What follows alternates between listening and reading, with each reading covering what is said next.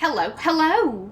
My name is Kallista, and welcome back to Dragon Age 2.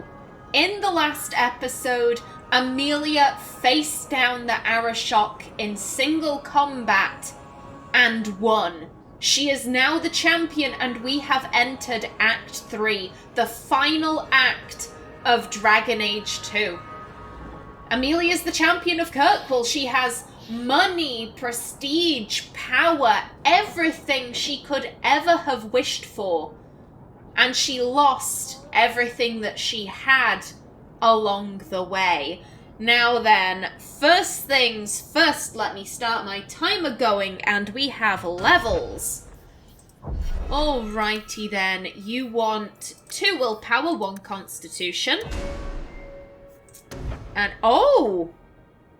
Flippin' heck, we are using our last ability point. After this, Amelia isn't gonna pick up any new abilities. I know I'm kind of gimping myself by doing this, however, that's what Amelia would do. She is exclusively healing based. It doesn't make any sense for her to randomly start going into entropy or primal or stuff like that. There we go. Varric, you want 2 cunning, 1 dex. And you can have that. Anders, you want 2 magic, 1 willpower. And okay, that's that. You've maxed that out, so Panacea at long last. We need this. We need this badly. And Aveline, you want 2 constitution, 1 strength. Oh, flippin' heck. I mean, the game's already started her down the warmonger tree. We might as well. There we go. Alrighty then. So I am just going to warn you, this episode might be a little bit fractured because I don't really have a plan set in stone. First things first, I want to go to the Hawke Estate because I want to fill you in on what Amelia has been doing for these past 3 years. You're giving... It's still hard to think of this as my home. Oh, no! No! Well, that's going to be a difficult banter to find. But I'm going to try. If I can figure out what that banter was, I'm going to insert it here. You're giving me that look again. What are you writing this time? So, you and Hawke, I need some details. Did you go down on one knee? Did she jump you? Did you swear eternal vows of love, or is this just a physical thing? I don't see how that's any of your business. Fine, but if you don't tell me, I'm just going to have to make it up. Okay, but yeah, Anders has properly moved in by this stage. That's nice. I mean, it's not nice considering how toxic their relationship is, but... That ruckus has been going on for some time. Can you calm him down? Oh, I find that so cute. Yeah, we'll go see what's going on with the dog. Then I'll fill you in. Hello. What's the wardrobe done this time? I'm sure the furniture's very sorry for whatever it did, old boy. We might as well check. All right, let's see. Please don't open the door.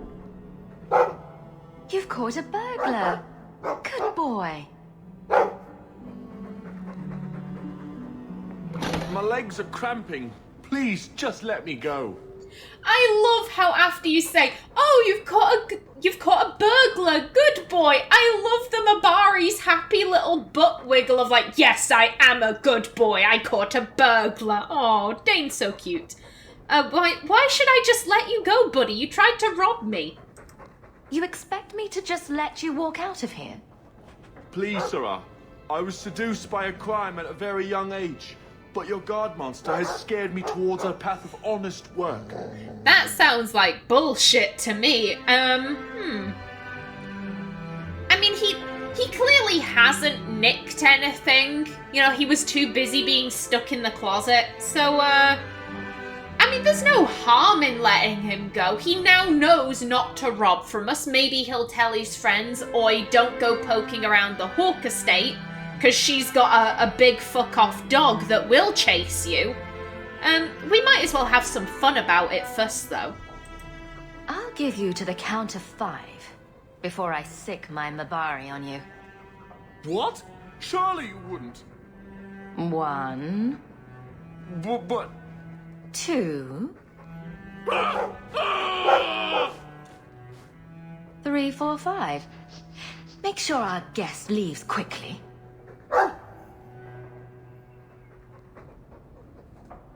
Aw, what a good Bubba. Dane does such a good job. There we are. That's a nice shot. Now then, what has Amelia been up to?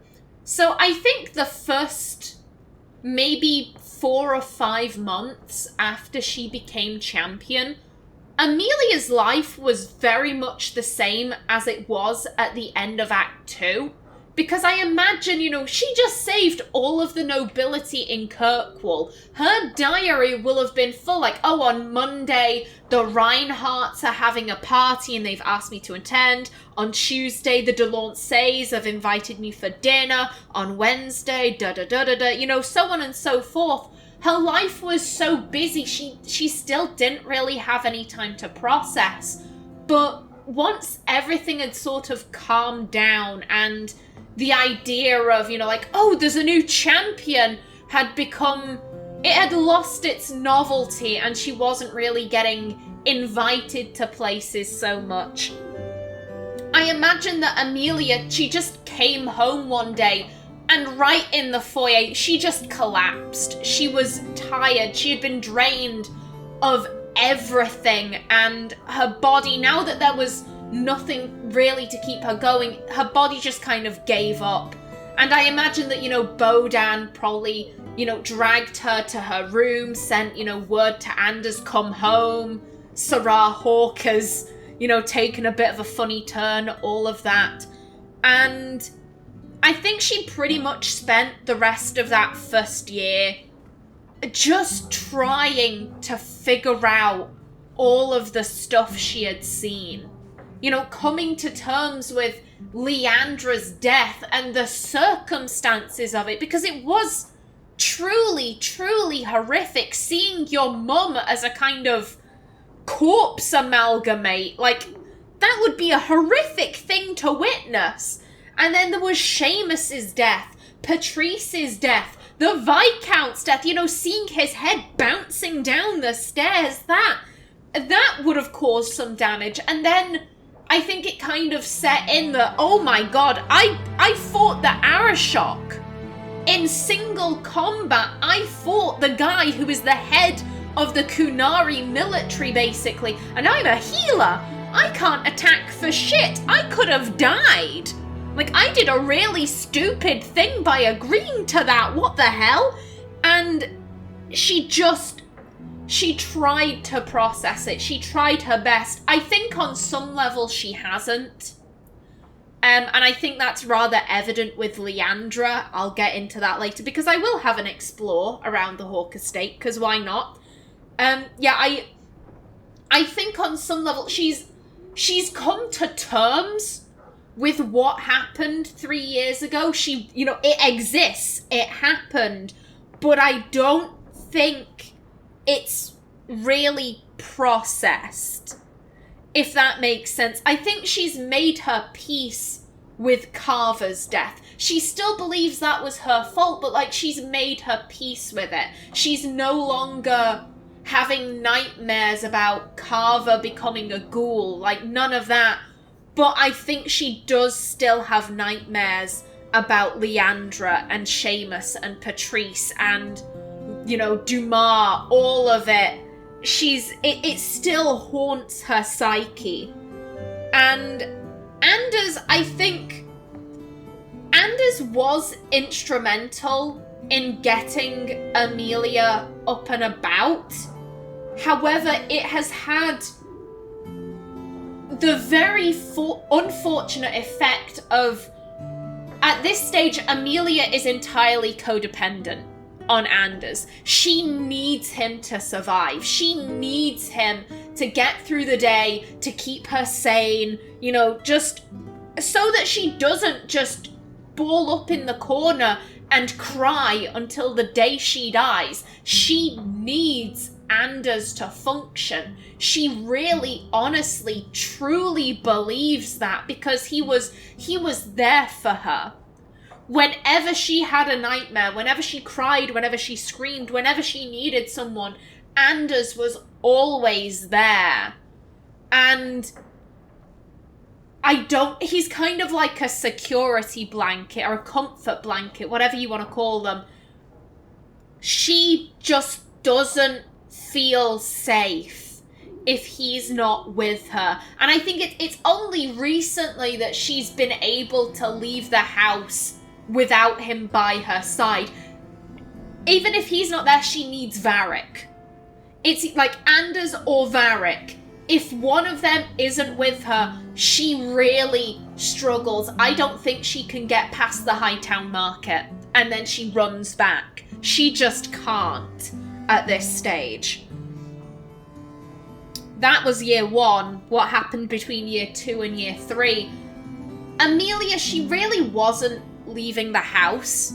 She was pottering about and doing, that sort of thing. But again, when Amelia, I guess, when she suffers, a great loss, her instinct is to, I need a cave.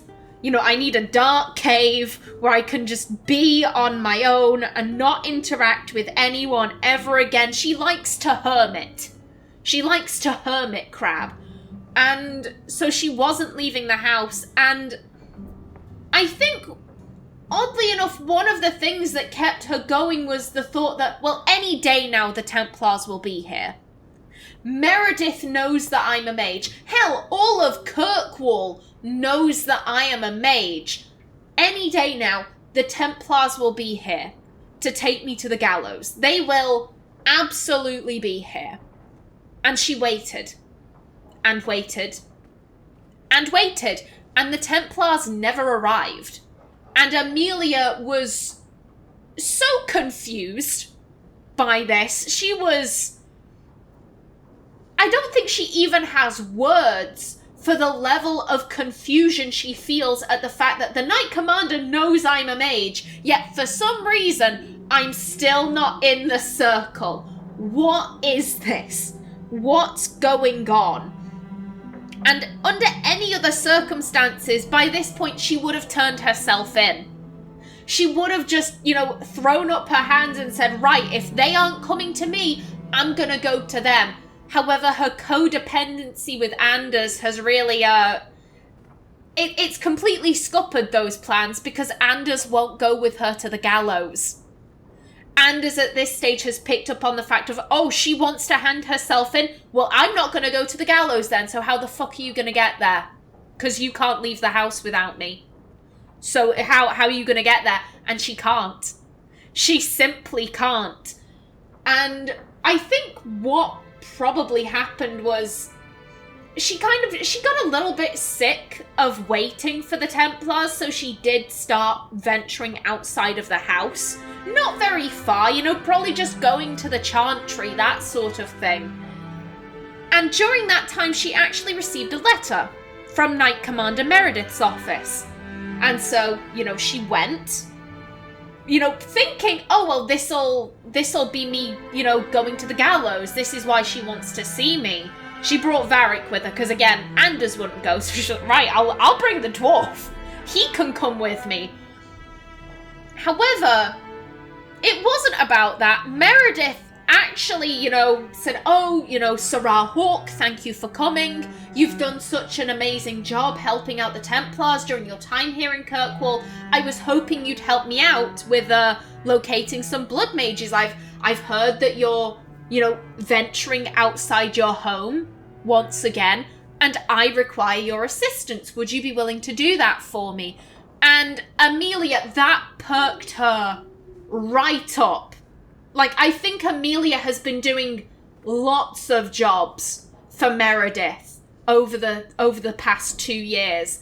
And that has really helped her. The fact that her hero has, you know, been coming to her and saying, hey, help me out. You're doing good work. I really appreciate what you're doing.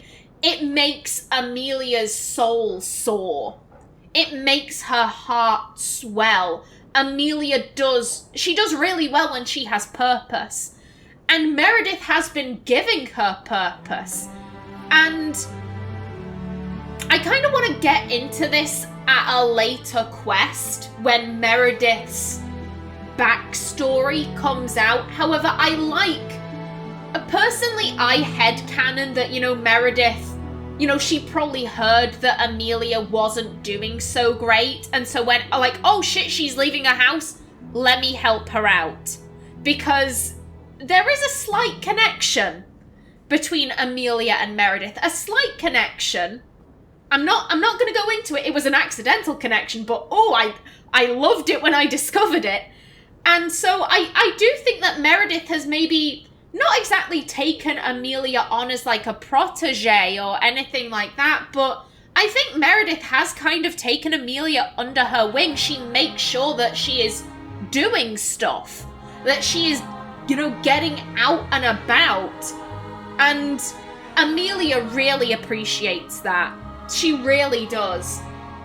Yeah, I kind of think that's it. I think, besides from that, how has Amelia been interacting with her companions? I think she's been going on less girls' nights, with Isabella.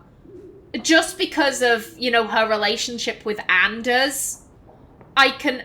To be brutally honest, I can see Anders basically, you know, saying, I don't like the fact that you're hanging out with an ex. Can you stop? Or, you know, I have to be there for these girls' nights out. Like, it's one of the two. And Amelia, she's obviously going to prioritize Anders, so I don't think she's hung out with Isabella quite as much as she used to. Aside from that, she's still very friendly with all of her companions except for Meryl. She does still go and check up on Meryl, but again, it's very much like, have you killed anyone? Have you murdered any babies? Have you bled any children? No, I'm out. Bye. See you next week. But we can get into that when we speak to the companions, which I'm sure we'll be doing at some point. Let's examine. Poor Prince. I told him to stay off the bed. Oh, I bet Anders isn't too pleased with having to share a bed with Dane. Anders may have talents, but playing the lute isn't one of them. Oh, poor guy. Hello? I could have left the amulet in there and forgotten all about it. What would the witch have done then? Panicked. That's what I think. I wonder how much coin I'd make selling my memoirs. Actually, knowing Flemeth, she wouldn't have panicked. She had a backup plan, I'm convinced. And this was Mother's room, if you remember. I can't bring myself to change anything about Mother's room. And that's what makes me think that Amelia hasn't really dealt with her mother's death. The fact that she can't change anything about the room. It's been 3 years and nothing about Leandra's room has been changed. Presumably it's still being cleaned. But the fact that, you know, it hasn't become, like, I don't know, a room for Orana or a room for Bodan and Samuel. Maybe we could have it as a guest room if Gamlin ever wanted to, you know, come up to Hightown and visit. But nope, it needs to stay as Mother's room. That, I just don't think Amelia has really dealt with her emotions in that regard. Hello? It's good to be important. That it is, but was it so good that, you know, it was worth losing everything that was important to you? I wonder where Varric is today. Telling stories about my exploits to anyone who will listen, most likely.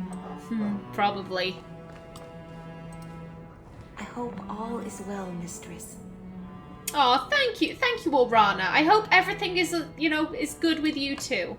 I'm gonna talk to Anders last. Excuse me? Handprints? Was someone swinging on the chandelier? Sandal. Sand, I told you at the beginning of Act 2, you can't be doing that. It's dangerous. You've got such short legs. Like, if you fall, you're fucked. No. He don't mean no harm. Is that... Isabella? Who carves that into a stairwell?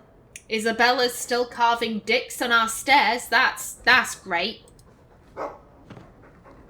Hello? No. Speak to the puppy. Okay, nothing. Oh, you do have a lot to say. Oh, okay, Dane. That thief tasted nice. Oh, good for you, buddy. Good for you. We don't have anything in storage, I believe. Nope, that is fabulous. Anything on our desk? I'm gonna leave that one. Yeah, who needs rescuing? Champion, you simply must help me. My daughter Orana was abducted by foul bandits. One of my servants has discovered she was taken somewhere in the Wounded Coast. I bid you make haste, for I fear these low-born scum will take her maidenhood. That would make the arrangement of a suitable marriage for her very difficult. Please, return Orana to me intact. Reginald Thaddeus Sphincter. What an arsehole! What an arsehole! You know, it's like, oh, my daughter's been taken. Oh, she could be raped. Oh, God, that'll make finding a husband for her incredibly difficult. I know that's, you know, it's of the times. It's the medieval times, you know, that kind of thing was very important. But still, like, he's not worried that his daughter's going to be raped. He's worried that his daughter is going to lose her virginity. I'm like, that's fucked up, Reginald. No. From Ella. Oh. Okay. Messer Hawke. In case you don't remember me, we met in the gallows a few years ago. You saved my life. Twice, in fact. Once from Sir Alric and once from someone else. It's not the kindest thing to say, but nobody misses Alric. Not even the other Templars. I know it's hard to imagine, but they don't want to fight. They want things to be normal, no harrowings, no tranquil, and no one dying. But none of us are getting that wish now. So many dark whispers in the circle. Terrible days are coming for all of us. I pray the Maker keeps you safe. Sincerely, Ella. Oh, that's nice. I think Amelia's very glad that, you know, Ella is safe in the circle. Ella seemed sweet. As I said, Amelia has really... She's kind of put to the back of her mind, you know, what Elaine said and what Sir Ulrich kind of intimated, because there was no proof. There was no proof of, you know, any kind of sexual assault going on. That doesn't mean that Amelia hates Ella or Elaine. You know, she liked the pair of them. Her thinking has just kind of gone back to, oh, I must have, you know, misread that. I must have, you know, created something pervy when there actually wasn't. You know, she doesn't necessarily think that Ella or Elaine are liars. You know, they seemed like good mages. You know, they wanted to be in the circle and all of that. They're obeying the Chantry's laws. You know, it just kind of was what it was. You know, she never saw any proof. A letter from Tavinta. Dear Hawke, or is it now Champion Hawke? The story of how you handled the Arashok is very popular here. There are few things the Tavintas love more than a tale of Kunari defeat. To say the Imperium is a strange place would be a vast understatement. Men and women work magic in the streets while their slaves look on. I watched my own master kill a rival magister in a duel just a few days ago. Sometimes I look around and think I understand the Templars back in Kirkwall. My studies are going well. My dreams don't trouble me as much these days. I'm hopeful that, in time, I'll master myself. I just wanted to thank you. I owe you more than my life. I owe you my mind and my future. Fainreal. Oh, this. Oh. Amelia isn't too happy to be getting this letter from Fainreal. She didn't have the guts to make him tranquil. She just couldn't. She doesn't like hurting people. She doesn't like hurting things. And she couldn't make him tranquil. But when she heard, like, oh shit, he's gonna go off to Tevinter, like, she just had a really bad feeling about it. And, you know, hearing all of this, the fact that, you know, her story... Whoops, let me try that again. Hearing that the story of her fighting the Arashok is popular in Tevinter, she's like, oh no, I need to pray. I need to bathe myself in holy water and pray. Oh Jesus, that's not what I'm into. Also, this, it's just like, oh no. What have I unleashed on the world? This is a bad omen. A letter in a fancy envelope. Fancy? What the fuck? Fancy? Jesus, Callista, speak right. Messer, interest rates are the lowest they've been in 200 years, making this the perfect time to take out a mortgage on your estate. The next Viscount will likely raise rates, and if you wait too long, this chance will pass you by. When the Chantry demands tithes on all Hightown estates, where will you be? The lending house of Tankum, Salma, and Grease can take you through the process of mortgaging your estate with ease and confidence, leaving you with nothing to do but admire your wealth. Speak to our accountant in the Dwarven Merchants Guild for a free consultation before time runs out. Flippin' heck, I'm having a lot of tongue fumbles in like the past 5 minutes. Jesus. A letter from Meredith. Dear Champion, a title is a poor reward for all that you did for this city against the Kunari. Would that I could give you what you truly deserve. In the meantime, accept this gift and know that I will always consider you a champion of our faith as much as a defender of our city. Warm regards, Knight Commander Meredith. Amelia wants to fucking frame this. You know, just frame it and hang it on her wall. It's like, oh, this is everything I want in life. Meredith sending me these lovely letters. Letter from Sister Ariel.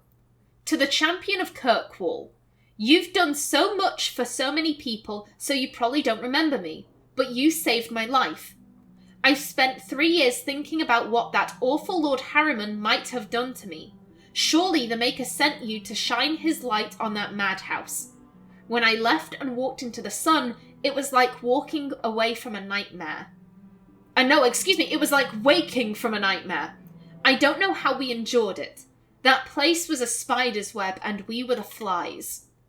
I didn't know where to go at first, but I ended up seeking shelter at the Chantry in Starkhaven. I'm a sister now, and I take my vows next month. They've given me a chance to pay back the good fortune you gave me, and they've even taught me to read and write. Me, the daughter of a washerwoman. With eternal gratitude, Sister Ariel. So I'm guessing... Here's the thing, I'm thinking this has to be the woman that... Oh god, what was he called? I can't remember the guy's name, but one of the sons was gonna pour molten gold on a lady. I'm assuming this is her, however, I'm pretty sure she was an elf. And I didn't think that elves could take vows. It can't be the lady with the pervy guy, you know, lower, use the feather. Like, it can't have been that guy, because she was 100% an elf. Unless I'm misremembering and elves actually can take vows, but I was so certain that only humans could become sisters in the Chantry. Because the Chantry, it is pretty racist, let's be brutally honest. You know, it has the whole oh, everyone will sing the Chant of Light, but dwarves and elves are so much inferior to humans because they turned from the Maker and bullshit racism. Unless maybe there were some human servants in the house that we never really saw but were there. I'm not too sure. Oh well.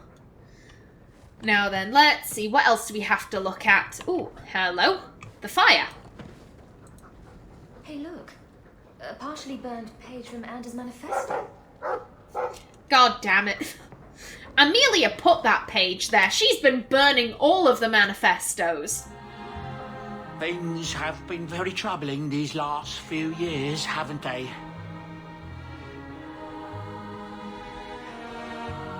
I was thinking that it might soon be time for my boy and I to move on.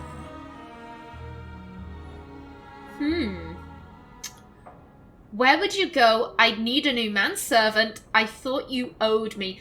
That was Bodan's thing. This entire time, Amelia's kind of been thinking, like, he doesn't owe me anything. I just found his kid. Yeah, sarcasm, I think. Who'll clean up all the bloodstains? There's more bloody footprints in this home than anywhere else in Kirkwall, I swear. It's an honour to serve the champion of Kirkwall, make no mistake. But I'm getting older. It's time to see the Sandals' future. I'll stay on until arrangements are made. I hope that's all right. Well, we're not going to ask to go with him, because Amelia likes Bodan, but, not enough to be like, oh, let me come with you, don't leave me. This is true, but this is just rude. I mean, if he's concerned about Sandal, we can always help him out. He's a good boy. If you're worried about Sandal, I can help him out. Oh, well, that's mighty kind of you, but it's unnecessary. My boy's been offered a position in Orlais.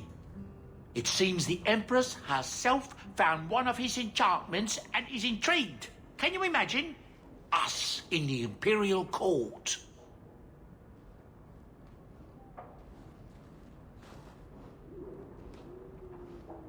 Hopefully this business with the Templars doesn't get worse before we go. I worry about you, Miss Eyre.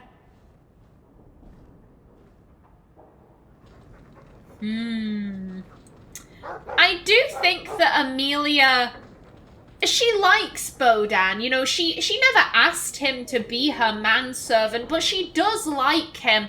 And while she wouldn't have asked to go with him, Bodan has kind of been a constant in her life for the past 6 years. Rain or shine, he has always been there. And I do think that Amelia, just because she's lost everything that was important to her, I do think she tries to hold on to the things that have been constant. And the fact that Bodan is like, oh, it's time to leave now.